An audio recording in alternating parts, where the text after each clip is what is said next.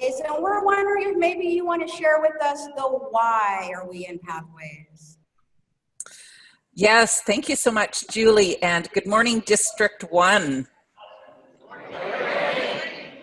Great to see you all bright and early and shiny faces.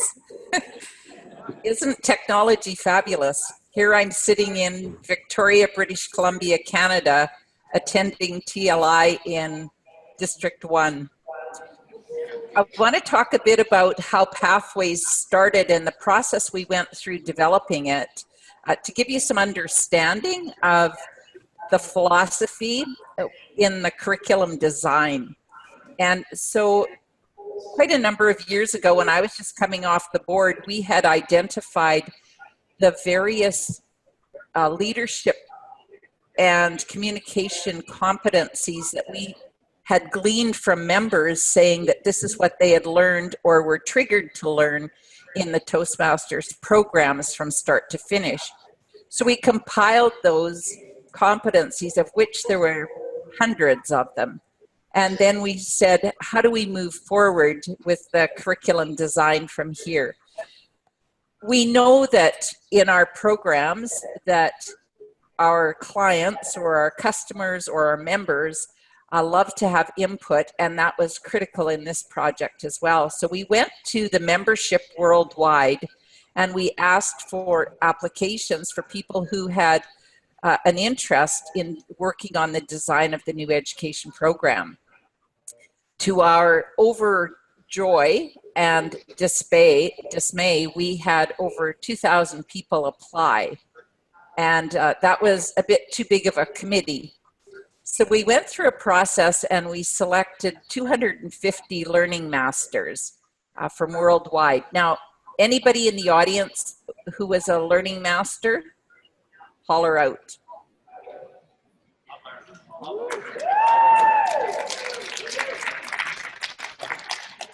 Thank you so much, because there was representation for the most part from a lot of districts, certainly every region in the world, and I thank you again for your service on that committee. It took a lot longer than we originally thought it would, but I think we got to a place where we were proud of our product.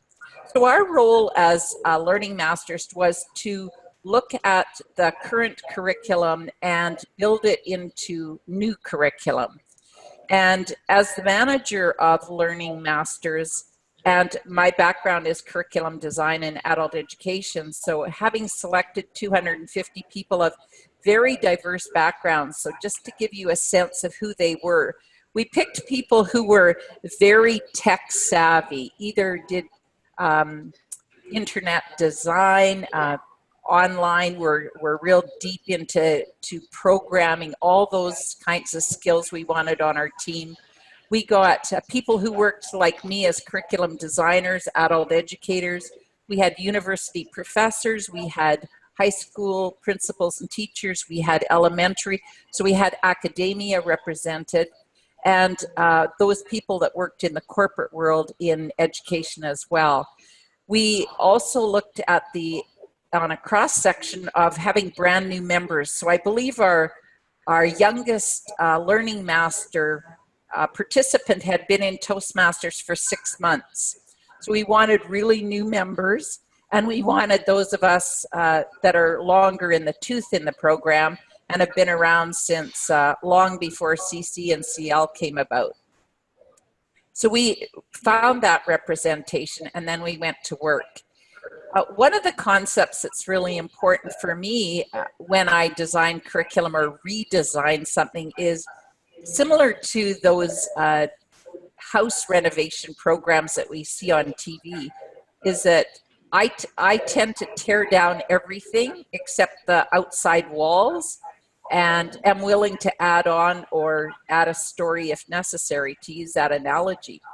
So when we tore down the existing Toastmasters program of CC, CL, and all our advanced manuals, we knew from history that CLs often didn't even show up in club meetings. We had low completion rate of that, and a lot of people were confused of the two programs, so we wanted to mesh them again. We also looked at cornerstones. So from our membership, we heard very strongly that DTM could not go away, that was a sacred element of Toastmasters. And then we also looked at what was our unique learning proposition as an organization of education. And we realized that there were things that made our organization complete and unique, and that we had to keep them. And those cornerstones of our building of the new curriculum became the mentoring and peer training, because we're unique, we don't have instructors. The evaluation, the peer evaluation, that we function in a club formation, that we gather together, whether that's virtually or person to person, and we have that club meeting. Providing oral evaluations to one another, again, was one of those cornerstones that wasn't going anywhere, and it needed to be experiential. In other words, people had to get in, and we learn by doing. It's a practical skill that we learn by getting up and doing it in front of people, thus building confidence, self-esteem, etc.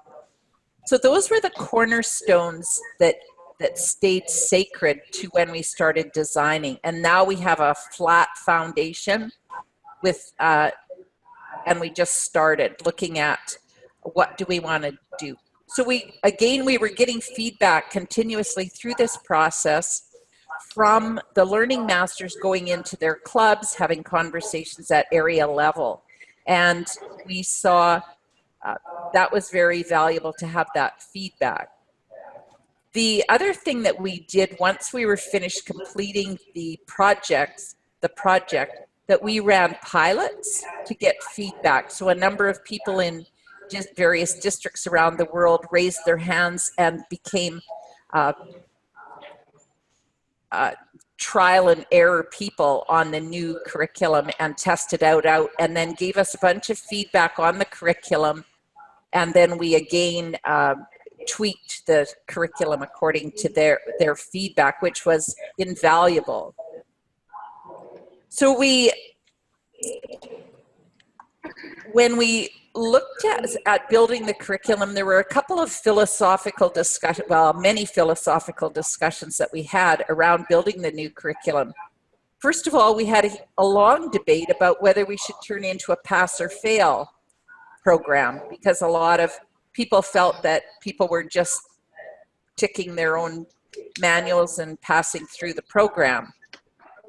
And we, after much discussion, decided that we would continue on the honor system in the club to hold that standard of evaluation and having people complete their manuals, and also to recommend that people have permission within their clubs to ask people to repeat a project if they haven't met the criteria or the objectives. We also built in self-reflection in the program. So you'll see in some projects where you're required to do self-reflection, and in a lot of the projects there's a self-assessment at the beginning and a self-assessment at the end of the projects, because we wanted people to reflect back on what we actually learned during that process. So when we started developing the curriculum, another idea that we had and we used is we completed the profile of 5 major client sets who would come into Toastmasters, because we thought we have to build it to meet the needs of the people who arrive. And we have huge diversity in who arrives in our meetings. So one of those personas was the professional speaker who arrives in our clubs, not necessarily wanting speaking skills, but looking for feedback. And so we had to keep that in mind when we developed curriculum.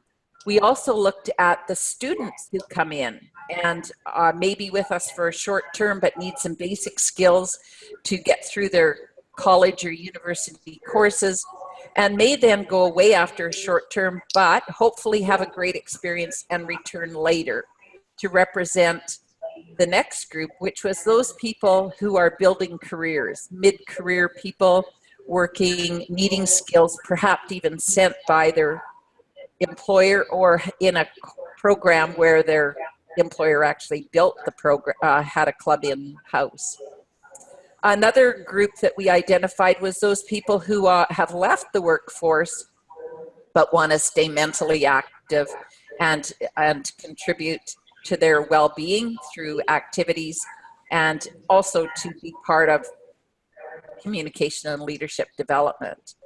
And the other persona that was represented was those who come with English as perhaps their second, third, fourth, fifth language, and which there's a huge representation also in Toastmasters. So keeping all those personas in mind, they became a benchmark that we used when we were designing something to look against those clients, potential members, and say, are we meeting their needs?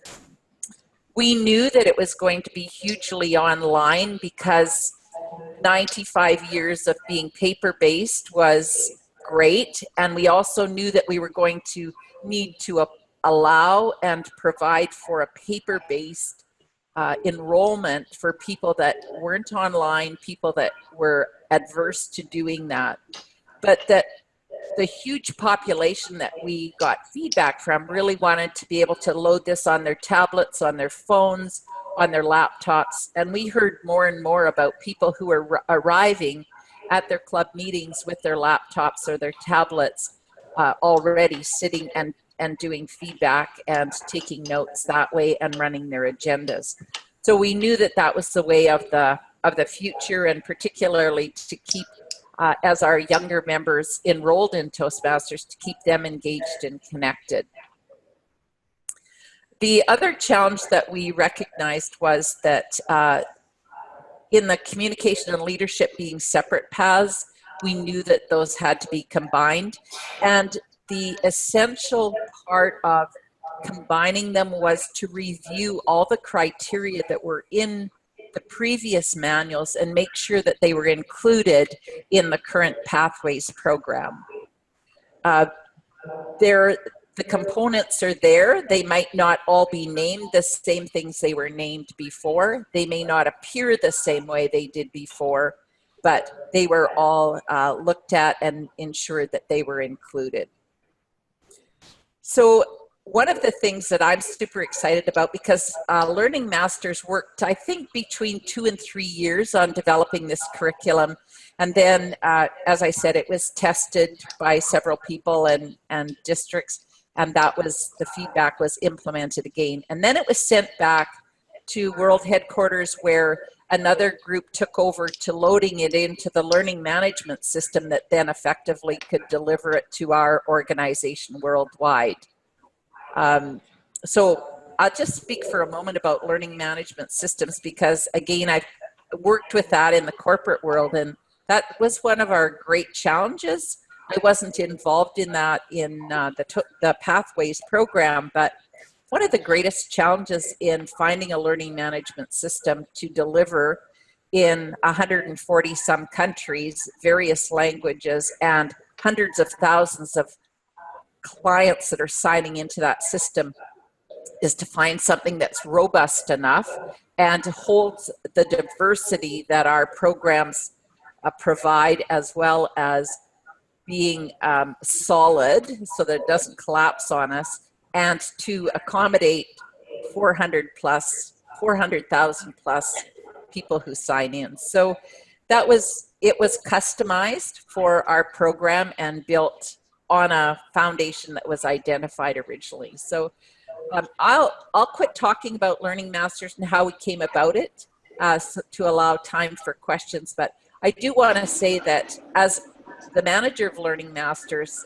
the time that our members put into the program was breathtakingly fabulous and very much acknowledged, and we couldn't have built it without them and that input. So now it's been, the baton's been handed to the chief ambassadors and our guides who are out helping each one of us get online. And my district hasn't yet gone online. We're supposed to be going live in end of March, and my club is has talked as an executive, and we're converting all our members over to Pathways automatically. and those that want to continue in the current program can continue and complete. But we also recognize that every new member that comes in the door has to go to Pathways now. And so I hope to be the very first person in my club to do a project and get underway in Pathways. So I hope you feel that excitement also, and that you enjoy your Pathways experience. And I know it'll be around for a long time. And thank you for listening and your curiosity about the curriculum building of Pathways and how it came about. District 57 has been on Pathways for almost a year. And I had the privilege of leading a team that brought knowledge of Pathways out to all of our clubs. So with a year's experience, we've had a lot of people that have participated, they've earned awards. We've also begun to understand where the challenges are. The content itself, the Pathways content itself is very well received and very well understood. What's new is that we're doing more online management of our program than we've done before. And those are areas where we have more challenges. So what I'm going to do is to walk you through what I call a fast start and help you understand what is the key issues and how to get started. So here we go. I see we have Pat now too. I'm in. All right, good. All right, so can everyone see my slides? Yeah! Yay, team, slides. Fast start. Now, the first thing I'm going to do is very, very briefly compare the two programs. You're going to hear a lot more from Pat about how the program was created, but I'm just going to very, very briefly compare them. So first of all, here's a traditional program chart if you wanted to go to all the way to DTM. Is that familiar? Yes. What do? We do a competent leader, competent communication, a couple of manuals for the bronze, a couple more manuals and other things for the silver, more communications for the gold, and then on the leadership track, you do your competent leader, you'd be a club officer with all that involves, and the big one, the advanced leader silver with the district officer, sponsor, mentor, coach. And that would earn you a DTM. I've earned 3 of those so far. Now, how does that compare to Pathways? If we take the same idea of what does it take to get to DTM, we'll start with a new member. The new member will complete an entire path. Remember, we don't have a communications and a leadership now, they're both included. They would complete a second path, and then they would complete some very familiar requirements. Be a club sponsor, or do a speech craft, or a youth leadership. Be a club mentor, or a club coach. Serve as a club officer, 12 months now, not 6. And that district officer service is always required. Once you complete those, you can do the DTM project, formerly known as the capstone, and you will then have earned the Distinguished Toastmaster Award. Looks great. Shall we get started? Yeah. Now, the hardest part of any project is, in fact, getting started. So what I'm going to do is to walk you through briefly the key steps in actually working Basecamp, working the Pathways project. The projects themselves you're going to love. Many are familiar, some are new, but let's see how we get into it. I'm going to take you through entering Pathways, selecting a path, opening your first project, and the all-important submitting awards. How do we get into Pathways? Well, right on the Toastmaster homepage, we have a Pathways menu item. We're going to click it. Right now, what we want to do is choose a path. So we're going to choose a path. To do that, you're going to need to log in. If you already have set up your Toastmaster login, you're all set. If you've never done it before, the instructions are right there on the page on how to set up your account the first time. No problem, right? Once you've logged in, you're at the Pathways welcome screen. Now, you use some of these for various purposes, but right now we have one purpose. We want to get our path. So we're going to click the button that says Continue to Path Selection. I got two ways to get a path. I can get printed materials, get a bound manual, but 99.9% of all the members so far have chosen the online experience. So let's do that. Let's pick a path online. We're going to take an assessment. Now, there's 10 different paths. They emphasize different aspects. And Toastmasters has set up an assessment quiz to help you decide. You're not obligated to take this. If you know what path you want, by all means, you can skip this and go on. But it's useful, and generally, it's very accurate. When you go into this, it's going to ask you some questions, what topics you're interested in, and based on the answers you give, it's going to ask you additional follow-up questions to try to figure out what's most important to you. Eventually, you will come up with 3 recommended paths. You want to take a look at those. One of them is probably going to be what you want to do. You're not obligated to take those. You could pick another path if you like. There's 10 to choose from. How can you find out more about these paths beyond the paragraph that's there? Any details, you get details on the District 57 website. Right there is the URL. I have set up a pathways section. And one file is very, very useful. It's called the Pathways Path and Project Catalog. What this has is a list of all the paths.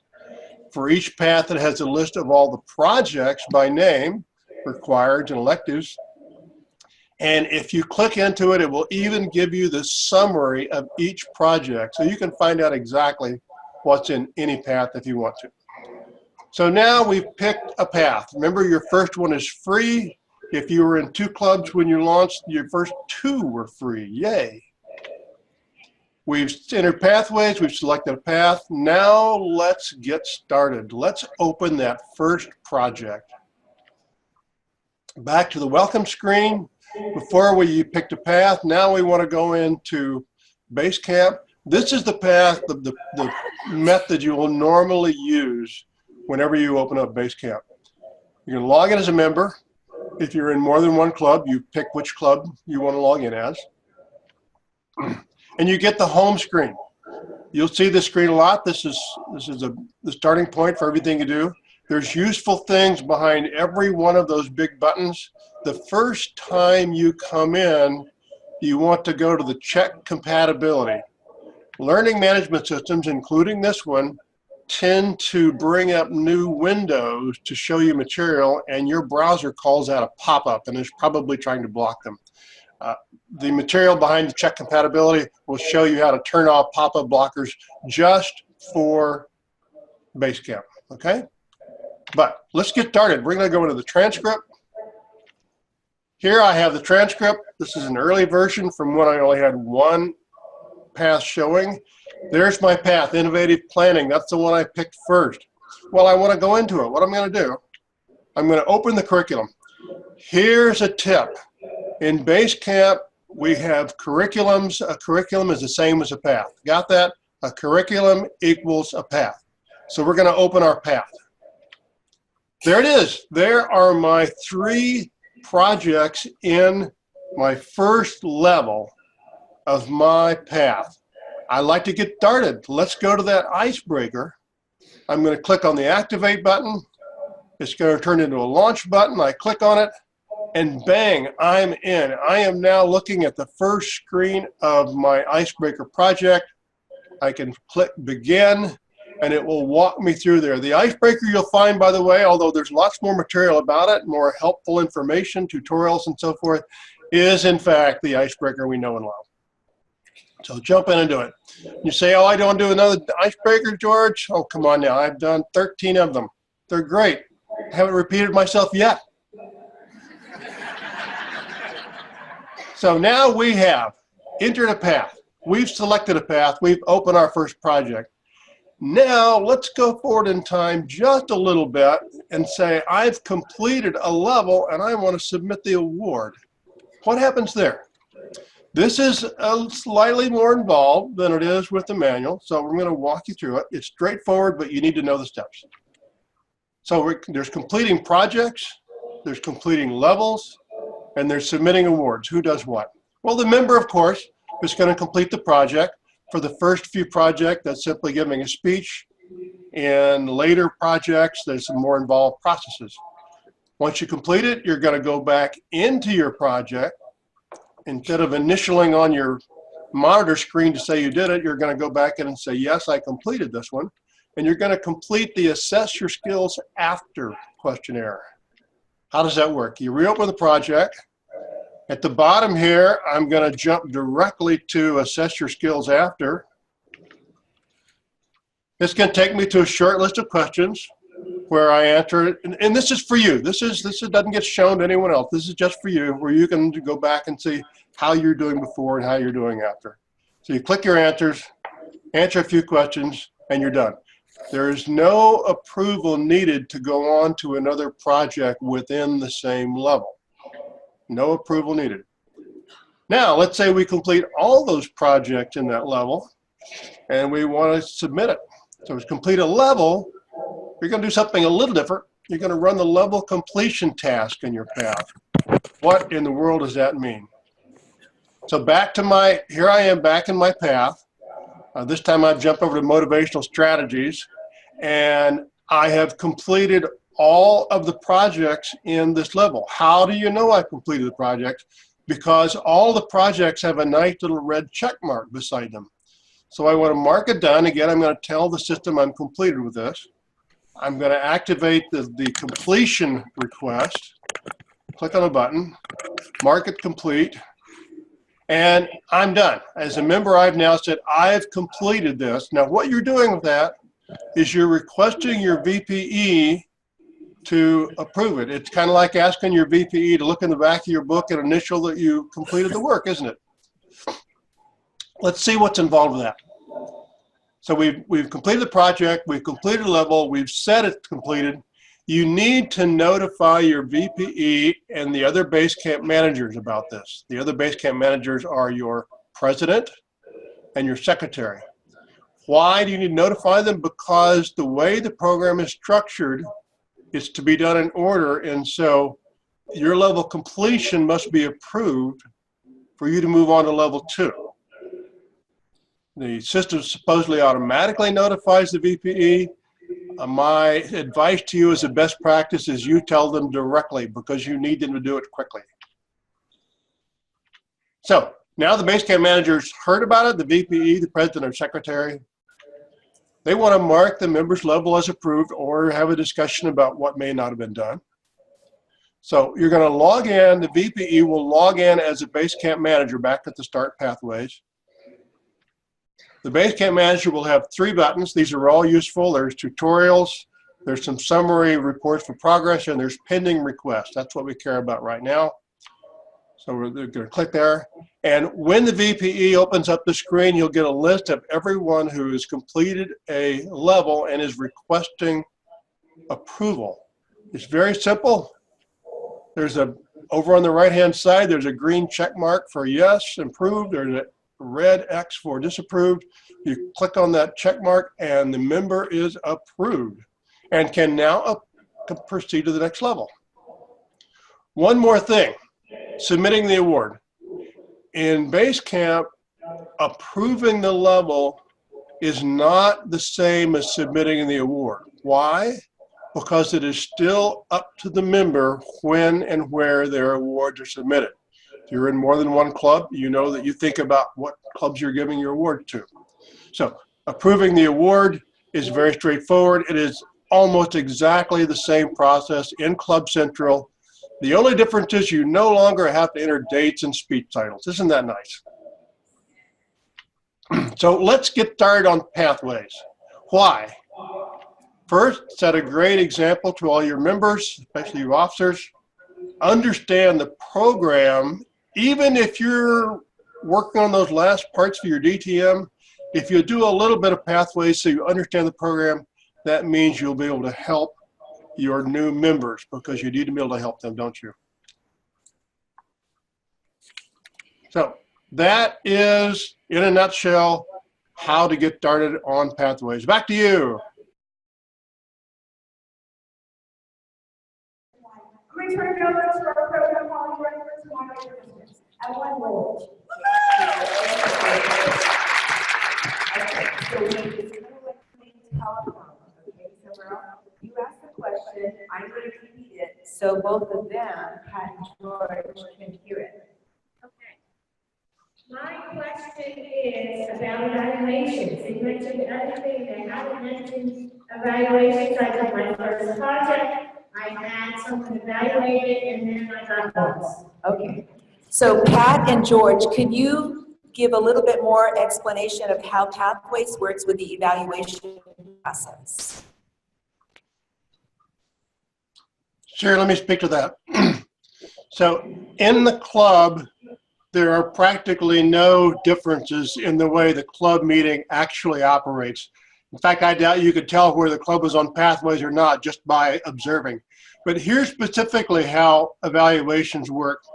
Today, you bring your manual in, it's got an evaluation page in the back, the evaluator fills it out. Each project in Pathways does have an evaluation resource. It's called a resource. They've been cleaned up and made more consistent than in the past. And the evaluator will still listen to the speech, fill it out, and give an oral feedback. The difference is there's multiple choices. What's happening most commonly right now is that the speaker will print out the evaluation resource and give it to the evaluator to write on, who will then give it back. Other alternatives are the club might choose to keep in stock some of the evaluation resources, the common ones like level 1. And in some techie clubs, the ones Pat mentioned where they always bring their laptop anyway, they can, if they want to, fill out that evaluation online. Any way you do it, the evaluation goes back to the member. It's the member's choice as to whether to save it or to upload it into their Basecamp. No one else can put a document into your Basecamp. So evaluations are essentially the same. There are more choices on the media and how it's actually given back. Thank you very much, George. That was an excellent answer. One more question. If he was doing the traditional way and you transition to the path, how do you get credit? How would that happen? So the question is if you have been working on the traditional program all this time and you want to utilize the things that you did on the traditional program to utilize it into Pathways. That's for you, Pat. Thanks, George. Is there anyone else on this line? Well, when we first originally started designing, there was a hope that we would be able to take credits from the current program and transition them for an equivalency over into Pathways. As we developed Pathways curriculum, we discovered that that was going to be absolutely nightmarish. So we've asked people to complete what they're working on and to finish whatever projects they're working on now in the old system and then transition to Pathways. There's no way to transition that.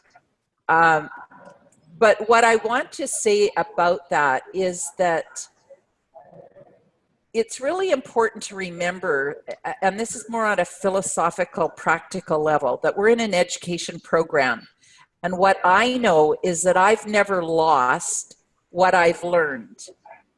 So while I may not have the designation that transfers over, I have learned a tremendous amount. So when I go in to do my initial assessment to determine what path I go into, I'm coming in from a very different place than I would have come into 5 years ago in Toastmasters because I bring a whole bunch of learning. I would suspect that the projects will be easier for you, or you may be in a project or in a path that you had never anticipated that you would now be in. So you have, I believe George probably mentioned that you have you have 2 years from the date when the very last district is implemented with Pathways. So you have approximately 2.5 years from right now to complete whatever you're working in the old program before you need to go to Pathways, because the old program will fall away. Now, I've heard people say, well, that's not long enough.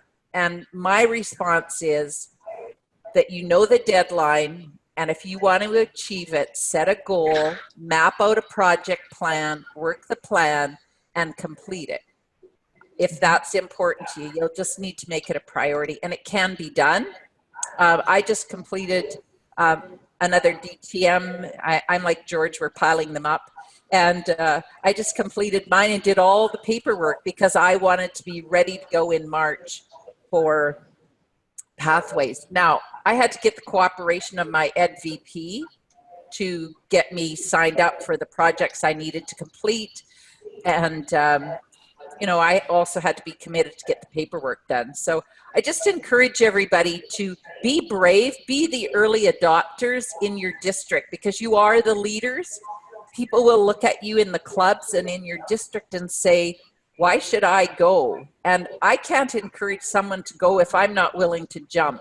And I know that this is a very safe vehicle to get into. And George has seen it implemented, and he's got good words to say about the curriculum. So I just encourage you all to be early adopters in your district. Be brave, be bold, be courageous like every leader needs to be, and become a Pathways advocate. And become a zealot like me. Very good. Thank you very much, both of you, for all of your experience. Thank you. Thank you very much.